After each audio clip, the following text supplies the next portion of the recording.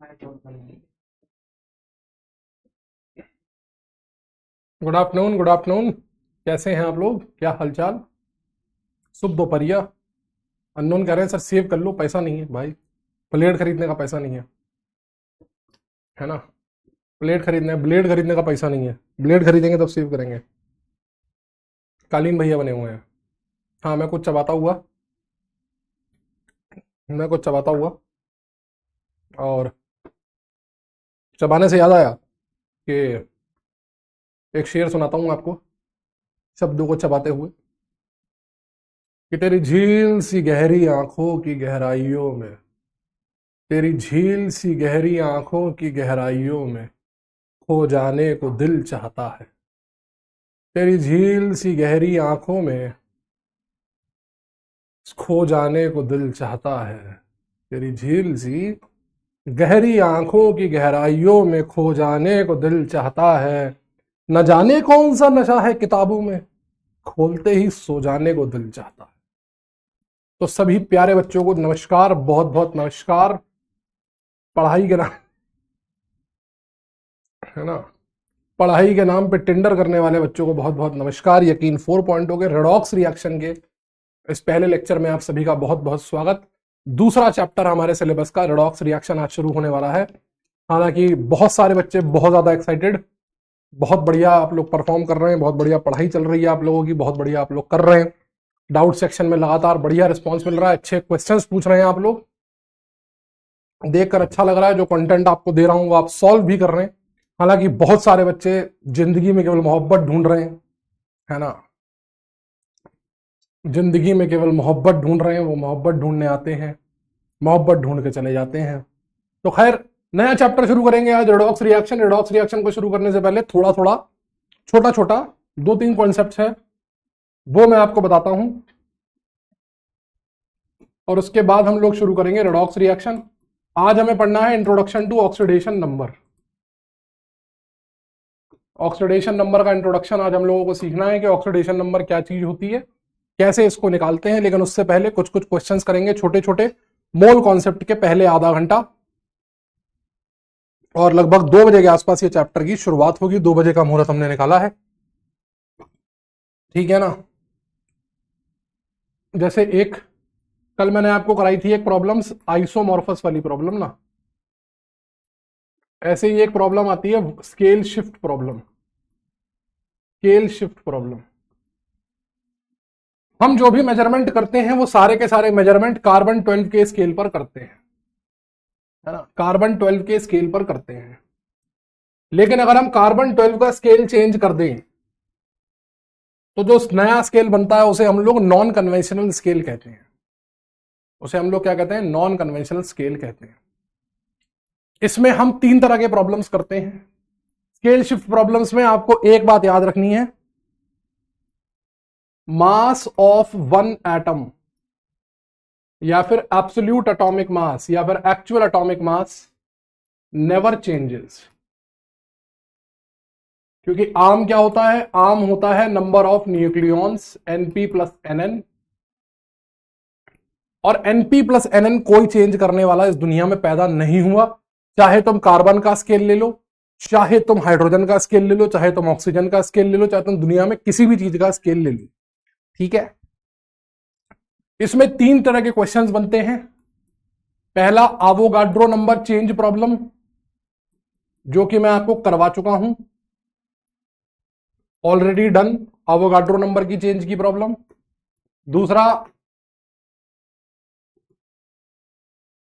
Element change problem, कि अगर मैं रेफरेंस एलिमेंट चेंज कर दूं तब क्या होगा। ये वाली प्रॉब्लम हम लोग एटॉमिक स्ट्रक्चर में सॉल्व करेंगे। लास्ट ईयर मैंने मोल कॉन्सेप्ट में करवाई थी, लेकिन इसका अच्छा स्थान, इसका सही स्थान एटॉमिक स्ट्रक्चर में है, तो हम लोग इसको एटॉमिक स्ट्रक्चर में सॉल्व करेंगे क्योंकि वहां पर ऐसे प्रॉब्लम्स खूब आते हैं।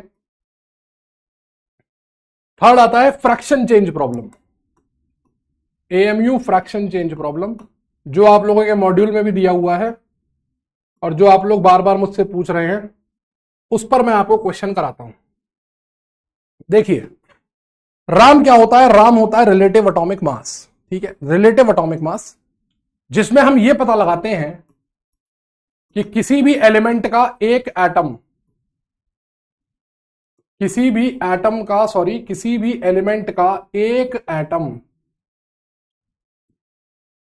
कार्बन 12 के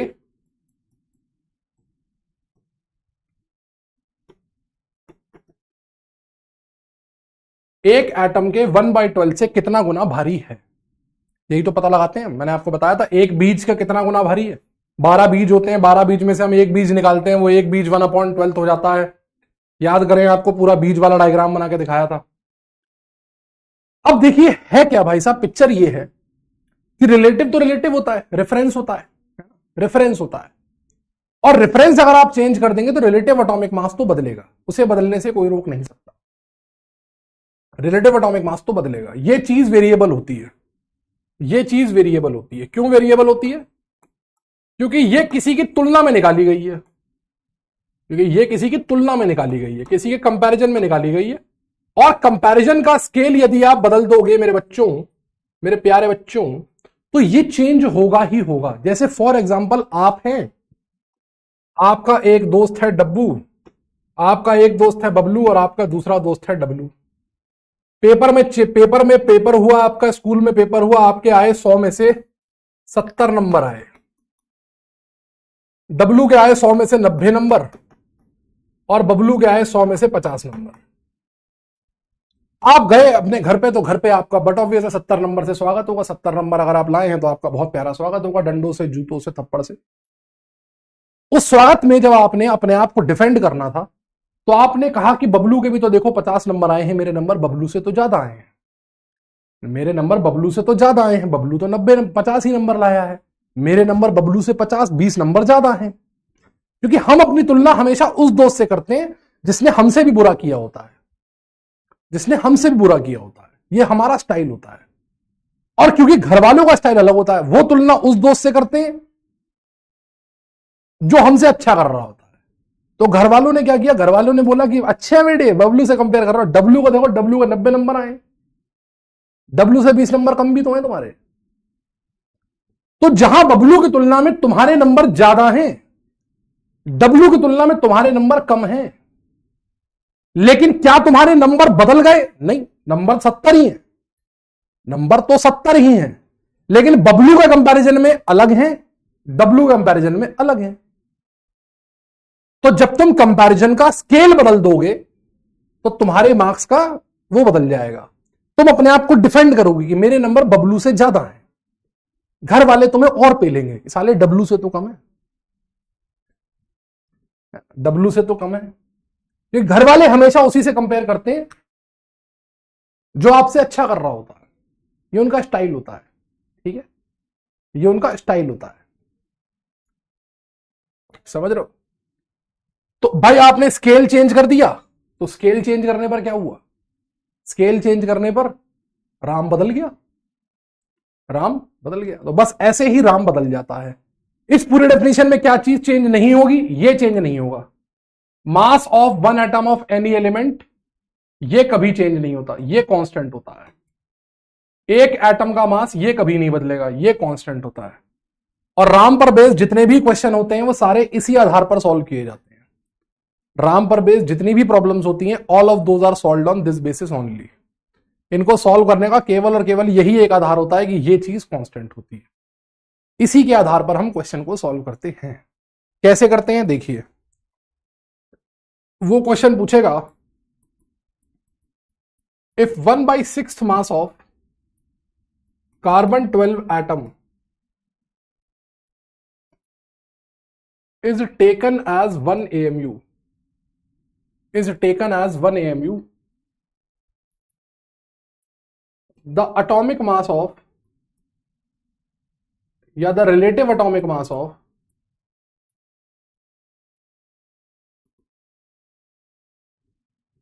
relative atomic mass of silver, silver, silver, oh silver, silver, new scale is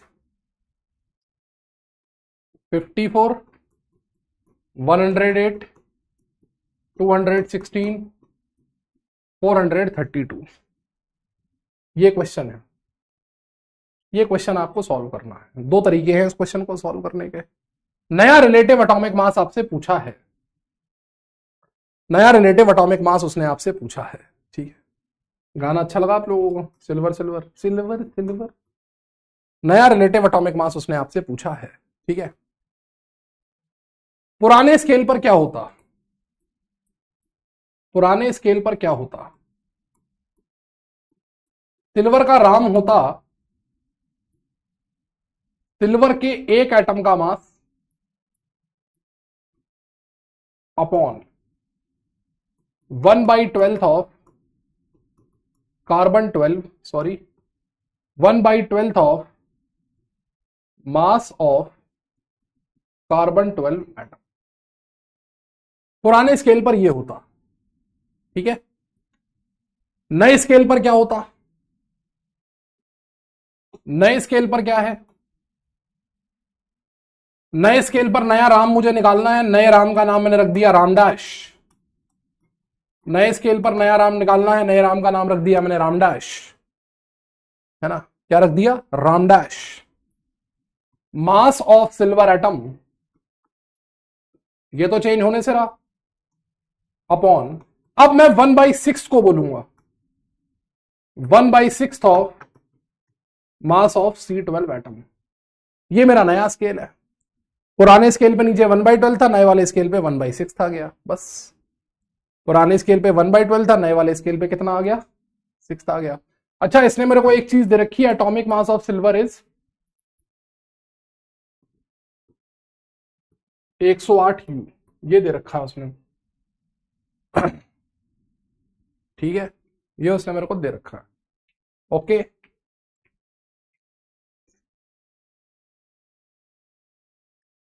अगर मैं इन दोनों को डिवाइड कर दूं, अगर मैं इन दोनों को डिवाइड कर दूं तो ध्यान से देखना क्या होगा।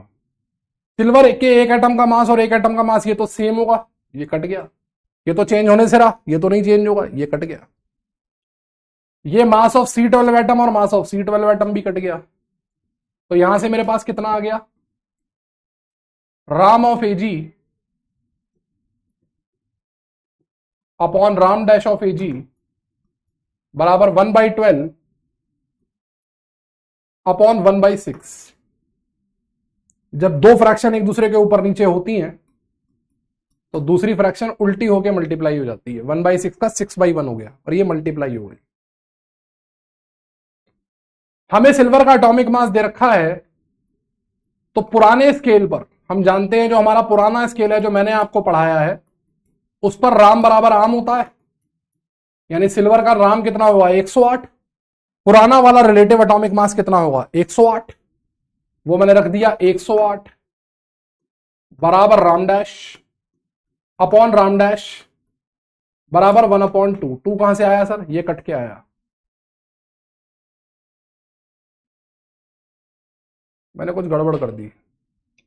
हाँ, मैंने कुछ गड़बड़ कर दी। मैंने क्या गड़बड़ करी? मैं समझ गया मैंने क्या गड़बड़ करी। देखो, यहां पर गड़बड़ हुई ना,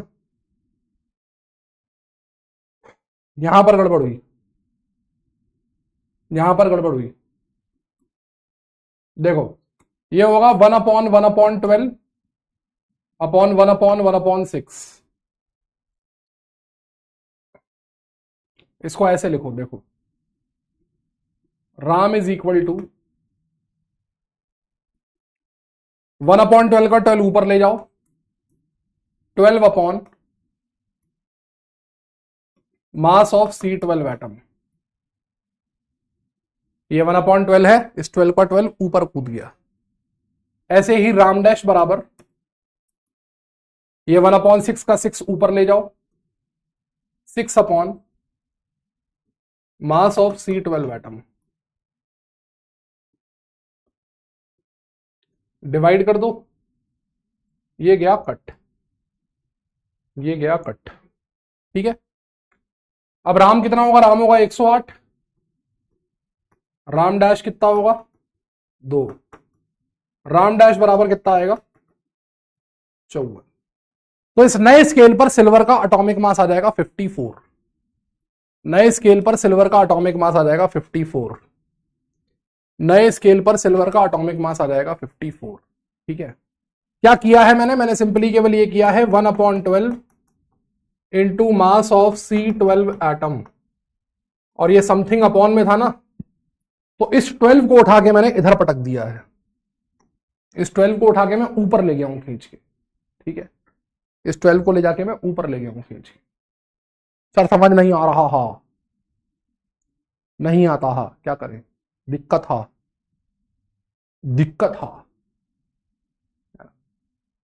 ठीक है सर, थोड़ा जोश में पढ़ाओ, पढ़ने आए लड़ने आए हो, सर बंदूक ले लो हाथ,